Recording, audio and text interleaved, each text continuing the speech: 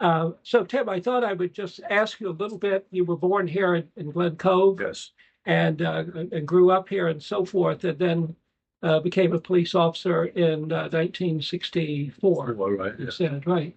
Tell us a little bit about your experience growing up, and I think in particular, what we're interested in many cases is people you remember from when you were a kid.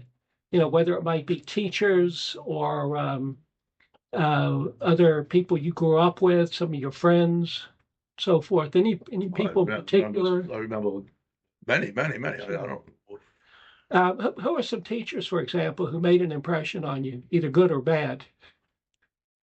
Oh, I don't know. Almost all good. Man, it was my school experiences, high school and stuff was all good. Hmm. So I was in North Shore High School. I graduated in 1959, Okay. and we just have all good memories there. And but a lot of the Nassau County police officers and the Glen Cove police officers that I knew as a teenager were a good influence on me, and uh, sort of steered me towards a law enforcement career. Right. And Right. so I went. Any in Glen Cove, I know I've talked to some people I've interviewed before, and they've said that in Glen Cove, for example, they used to they loved growing up here, and talked in particular about Glen Cove on Friday nights, Yeah. um, back in, I guess, the late Well, 40s, 50s in particular. when 64 when I came on, like when we walked the village and everything, it was very busy. So it was stores down there where you could buy almost anything, and it was just the stores were open till 9 o'clock, and it was different. It was busy. Right. So And a lot of people out on the yeah, streets, and yes, yeah, just a big, I guess, a yeah. big social event. That'll come back when you have a reason to go down there. When they get some. It's just things changed, but Yeah. Yeah. it's, What were some of the things you liked best about Glen Cove when you were growing up here? well, the water, the beach. I grew up in Seacliff and Glen No, Cove. right. And back and forth. My grandparents were up here. I was always at Glen Cove and in Seacliff and mainly the beach. I was like, even in the winter, we'd be down the beach if we could, if it was nice, and just Yeah. the salt water. I had a boat for a lot of years, and that's number one for this Long Island area. Just Sure. Yeah. and a lot of friends and relatives here. Right. Yeah. That's So just a lot of ties in the area, I guess. Then sure. I think you said your family went back to 1868, Yes. first settled here. Yeah, that was my great grandfather. He worked for Charles Dana on Dana's Island. Oh. He came from Ireland to work there. And then my grandfather was born on the Source Lane in 1877. Uh-huh. And he graduated from Glen Cove High School in 1893 when the high school was on School Street. And that was the last graduating class of that school. Okay. And then they moved up to Source Lane. Huh. And Um, when you first became a police officer, then in '64, that was shortly after the with the assassination of John Kennedy yes. and so forth. And I think you mentioned to me a couple things about the Kennedys, about Jackie Yeah. Kennedy. Yeah, what happened was, well, as it turned out, when I was in the Navy, I was stationed in Washington. And when JFK got elected and inaugurated, and we were all invited to the inauguration. If just wear our uniform, we go down, and he had like bleachers set up on the inaugural parade in front of him. He like the Navy guys, and then we not knowing what would happen later on. It was like the coldest day, so cold, freezing. We were in a warm barracks, like 2 miles away, and we stayed there and watched it on television. We never went, and then then I liked him and everything, admired him, and then I came here and I got on the. He got assassinated in 1963. Right. 1964, I'm here, and Jackie Kennedy moved here. She's probably the most famous woman in the world, and she lived in Glen Cove on West Island. Right. Mrs. Morgan gave her a house, And so we'd see her all the time, and we'd be on the church crossing at St. Pat's, and we'd wait for her. We'd see her car up on the hill, and as soon as she got out of it, and of course sometimes she had the kids with her, sometimes no, and we stop all the traffic, wave her out, and she always smiled and waved. She's a very very friendly person, Huh. and one of our police officers babysitted her two kids while she ran in the drugstore down by the police booth, and she stopped and asked me for directions one time, and I didn't know where. I didn't know where. She went to the Brookville stables. I didn't know where they were. Yeah. But it was just something. But then later in the year, Bobby Kennedy moved here, and he rented a house on Crescent Beach Road. And to run for the Senate, he had to establish residency. Right. So they rented a house in the North Country Colony. And so I just remember one night we all had the 8 to 4 we worked, and we had to come back at night because he was having some kind of rally at the in City Hall, which was here at that time. It's downstairs in here. And we did that. And I just thought it was kind of unusual. Like, they just come on to Glen Cove Police, and there's two Kennedys here. Yeah. You know, I mean, Jackie and it's something, you know. Yeah. Now, so when Jackie Kennedy was here in Glen Cove, she did go out. In other words, she wasn't just kind of laying low on the island out there, right? Did she? She was She was around around. all the time. Yeah, she had a 1964 Oldsmobile Vista Cruiser, white. I got the plate number in my memo book if I could find my memo books from that time. But yeah, we saw her all the time. She was old. Oh, wow. She had Secret Service protection, and she had alarms. The alarm in the house was always going off. And but she was on West Island. There was about 5 or 6 houses there, and Mrs. Morgan gave her one that she could use, and she felt safe there. And it was Yes. she wasn't there that long, but maybe a year. Hmm. And then Bobby was here. As soon as he got elected, he left. Right. One, I think, up in Westchester somewhere. Do you remember which house it was on Crescent Beach Road that he rented? Yeah, it was in North Country Colony. It was Hewlett's house with an H. Hewlett. The big house, big white house. I think I don't know who's in there now, but it was just a little way in off the road, and he had the whole family there for a short time. Right. Oh, interesting. Yeah, it is. Yeah, I'd never heard that story about Yeah. Jackie Kennedy being here. Yeah. When you mentioned it to me before, I was What? just amazed. Yeah, interesting. Yeah. Who were some of the other quote famous people you remember from Glen Cove? Anybody in particular? Oh, I don't know what. Well, I know like everybody. I worked for 10 mayors, had numerous city councilmen. A lot of them went up higher. You know, Tom Swazi, county exec, he's congressman now, Right. and Yeah. well, just a lot of them were judges. Right. Andy DiPaolo. Just knew a lot of people. Yeah. Now, And, didn't Whitey Ford live here yes. in Glen Oh Cove? no, he didn't live here. He came here. He hung out at Stango's.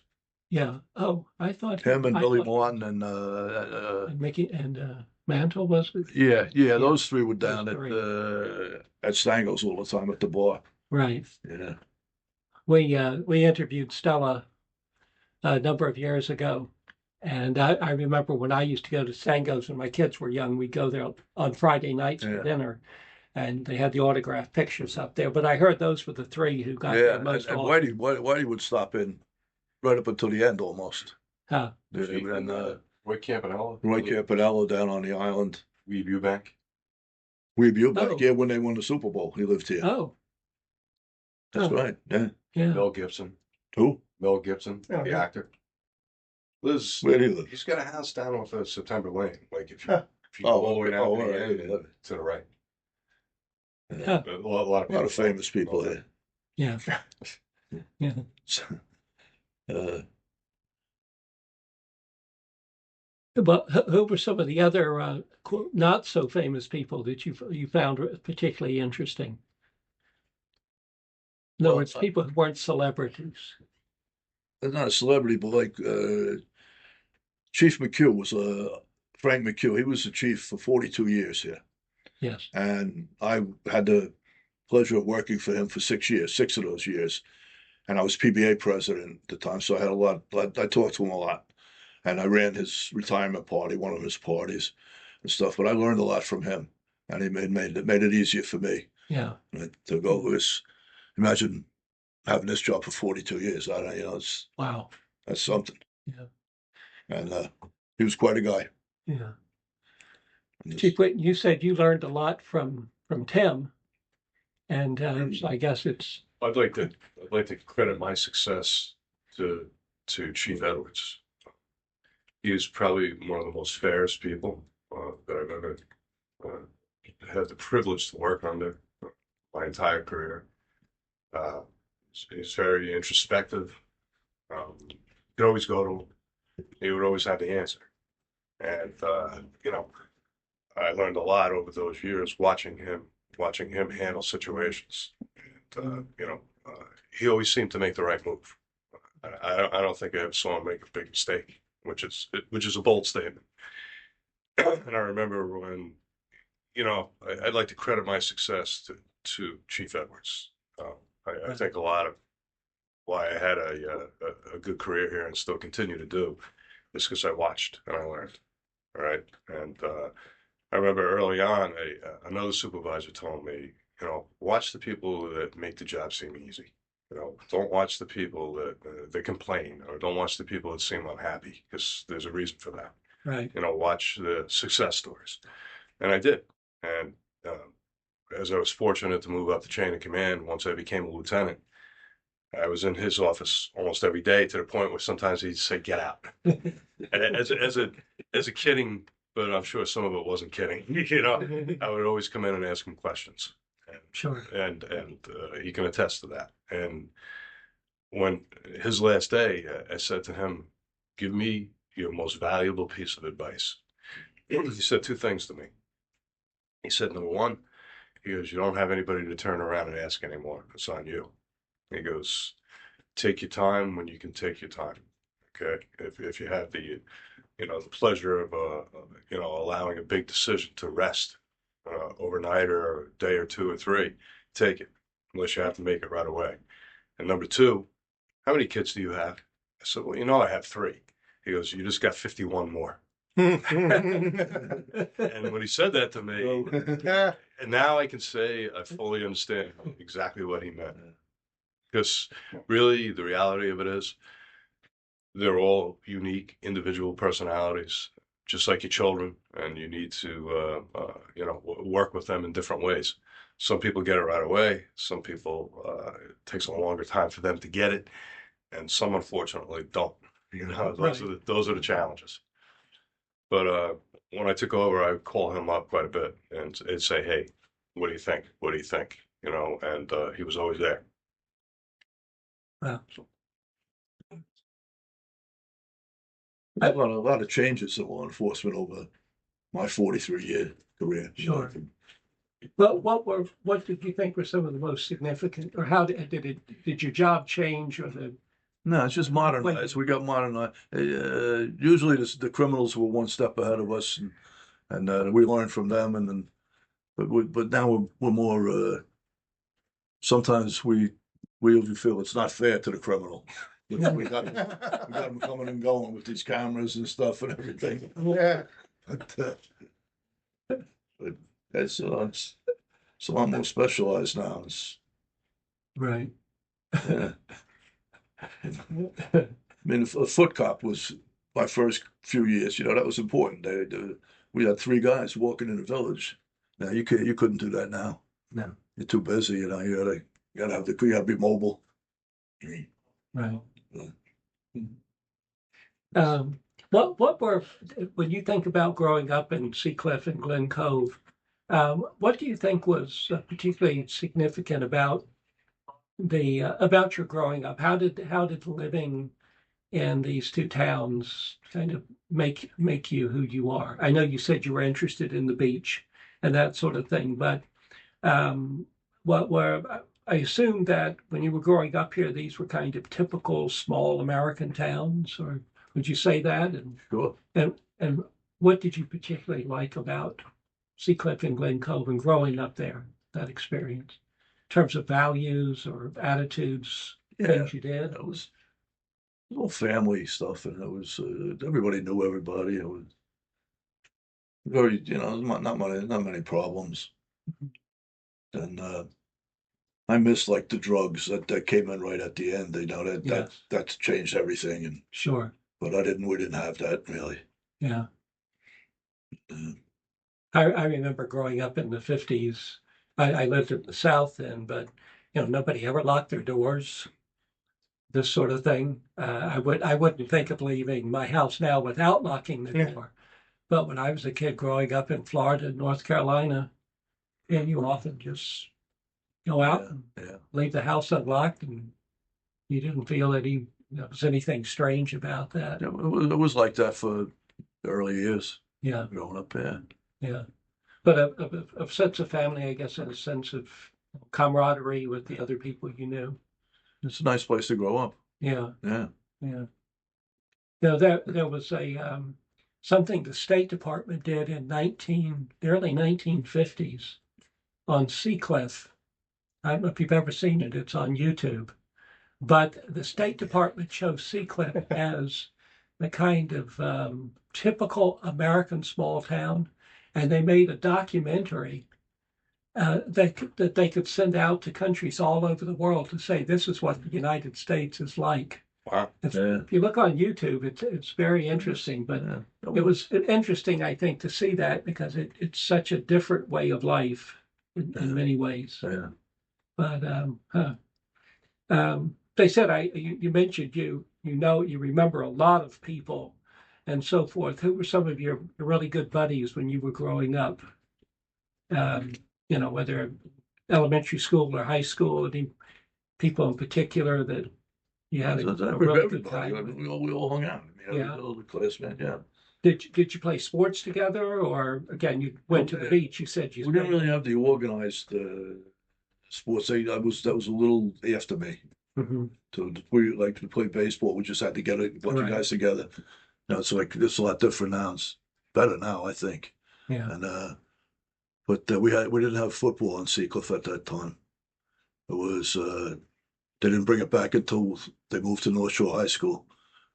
So what happened was there was a kid was killed playing football in the 30s in Seacliff High School, and I believe he was the principal's son. I'm not sure of that, but they did away with it, and soccer was their main sport then, and basketball, no football. So they didn't have football right until they went to North Shore. So I was there for 2 years. My junior year and senior year, that's when they started football. I didn't play. Well, yeah. Yeah. Mary, did you have? I'm curious, was there a particular crime that stood out that you found very challenging that took place in Glen Cove? What is you say? Any type of crime, Any particular case? like a case that you worked on that was really struck you? Well, I think I had like more than my share of murder cases. Yeah. I had like a double murder, then 2 years later another double murder, and a few after that. And Were they like drug related or family or? well, one was a robbery of Villa Sorrento. It was a restaurant, Italian restaurant. When one of the dishwashers had it for the owner and his uncle, and they waited till they came home, and he recruited another guy, an 18-year-old kid, to help him to kill them. Then he killed them both and robbed them, took some money, and then actually I was driving back from Albany. Then I was up there on a PBA business, and I heard on WINS about the murder. And then as I'm getting closer back to Long Island, they mentioned who the suspect was, something like that. So I know that guy. So I came right in and signed on duty, and I didn't catch him. It was a different team that ended up getting him. But that was 1970, I think, and then 72 had a kid who killed his mother and father. That was my case, and it seemed to me like there was a lot of murders. Like you don't usually get that many. Back then, this was like before the internet. You didn't have access online to databases and everything. you kind of had to start from scratch, I guess, just to gather information. We had a lot of stuff. We're not like down, you know what I mean? Yeah. But, actually, in my cases, we didn't even need it. It was solved right away. You know? Well, that's good. Yeah. And it's a busy. When I came on the police department, yeah, before I got on here, I had no idea how busy it was. I didn't think. I thought it was like small towns, and it's the furthest from that. It is a busy place. And on top of that, we used to run the ambulance at the time, and we could never do that now. Yeah. It's so busy for this little town. What interaction with the courthouse? Now that it's our museum, any stories connected with the courthouse? No, I mean, we Judges? worked there. That's where we worked out of. Yeah. Right. And we used to assign one of the cops would be assigned as a court officer, and it worked out for quite a few years. But then it was getting where it's just too you couldn't do it anymore, and so the best thing that ever happened was moving us here and moving them over there, and that building serves its purpose Right. for a number of years, you know. Yeah. But I think I asked you, you haven't seen it since we restored it, have you? The And- courthouse? Huh? You haven't seen the courthouse since the museum restored it. not done, not when it's Yeah. completely done. No, I'll save that for Yeah. another time. You know, I grew up here. I was born here, 1959, November 1959, on Veterans Day. Okay. So I always had my birthday off. It was always a holiday. Of course. I like that. I played sports. I wrestled in high school, junior baseball when I was younger. I liked baseball, but I wasn't that great at it. Yeah. But I liked it. Pickup games with I grew up on Maple Avenue, which is it's like a blue collar type of street, and it was loaded with kids. And every day we'd have like pickup baseball, softball, football, street hockey. It didn't matter. So Right. I was always out, and it was a good, safe community. I was lucky enough to grow up here. I love the water. Like Chief Edwards, I had boats. My family had boats. Mhm. I went to the Glen Cove schools through, from the beginning to the end, Right. and made a lot of good friends and a lot of good teachers along the way, and graduated, went on to college, and was really lucky to get this job right after I graduated college. I took the test for the Glen Cove Police Department, and probably within like a year or so, I had a job. Terrific. Yeah. What elementary school did you go to? Daisy, Daisy School. Right. Okay. which was right across the street from my house. I literally could walk to the school in less than 2 minutes. Wow. Yes. Yeah. I was curious. My wife taught in the Glen Cove schools for over 30 years. Okay. She started in 69 or 70. Really? Yeah. She taught for a couple of years at it was called Watts, the World of Tomorrow School. It's I've heard of it. It's at the South School, the one Mhm. that's there by the Right. not by the gas station. Right. Right. Okay. She taught there, and then what's the one up on the hill? Coles. Coles. Cold school, sure. Yeah. Yeah. Yeah. So I think 35 years she taught in Glen Cove. Okay. Yeah, Yeah. wow. And, I didn't know that. No. yeah. Yeah. Yeah. She's been here a long time.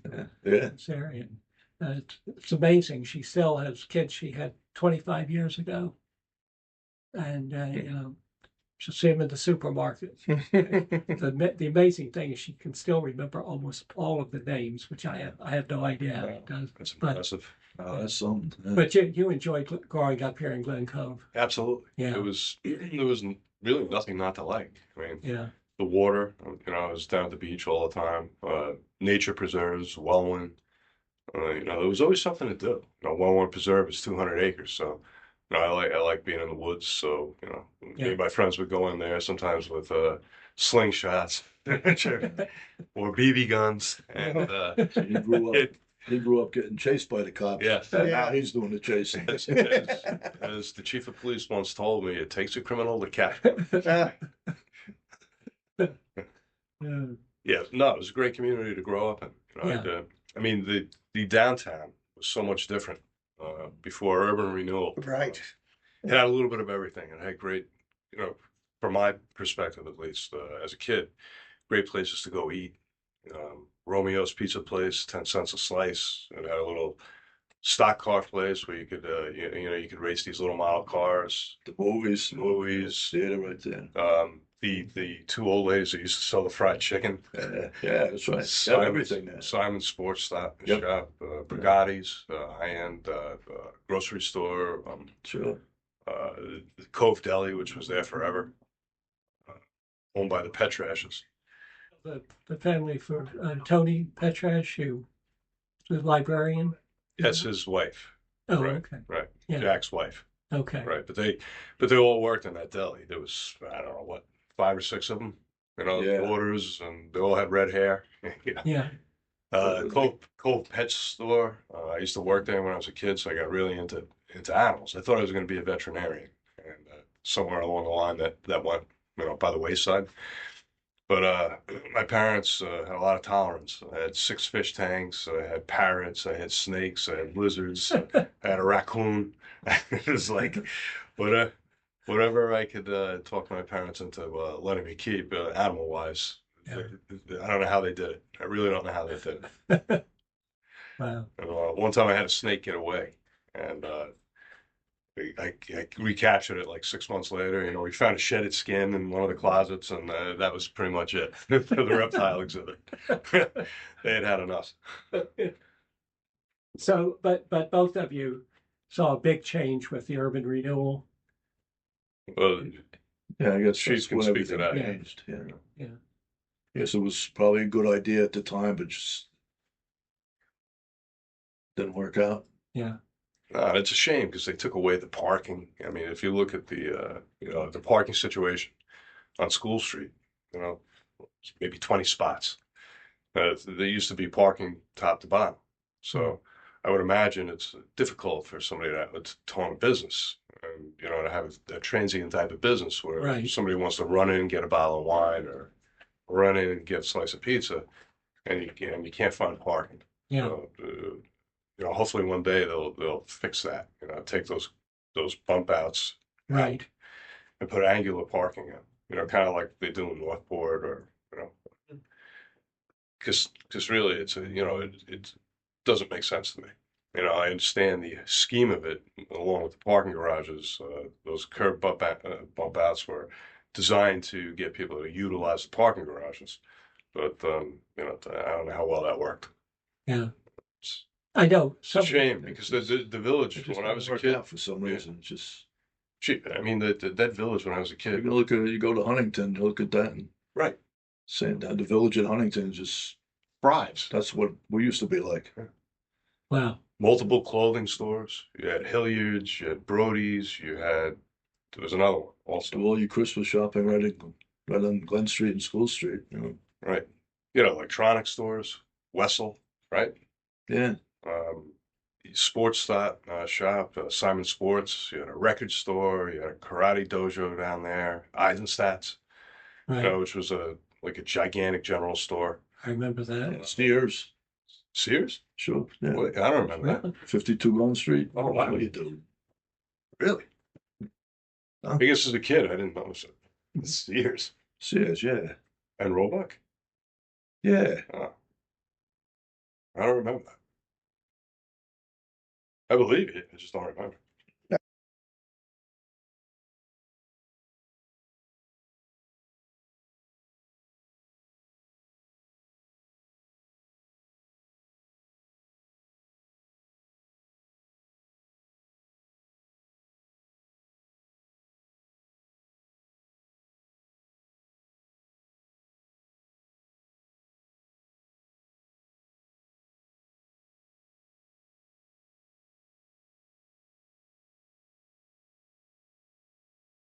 You know what? One thing too, Roadrunner's Bicycle Shop, which is on Forest Avenue, across the street from the middle school, has been there since I can remember, since I was a little kid.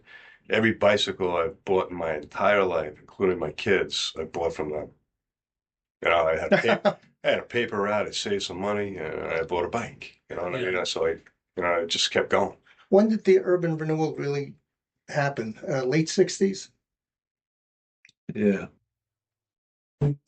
And I know that in at least a couple of the other interviews we've done in the past, people have mentioned that the nature of Glen Cove changed with the urban renewal. And they said basically the same thing you did, that it seemed like a good idea, but somehow the place It changed. was about like in the 70s they started tearing stuff down, I think, right? It was I'd say like what, 74, 75? yeah, right around there. 76. They started. It became final. They bought all the buildings. They just knocked them down, and it just changed the situation.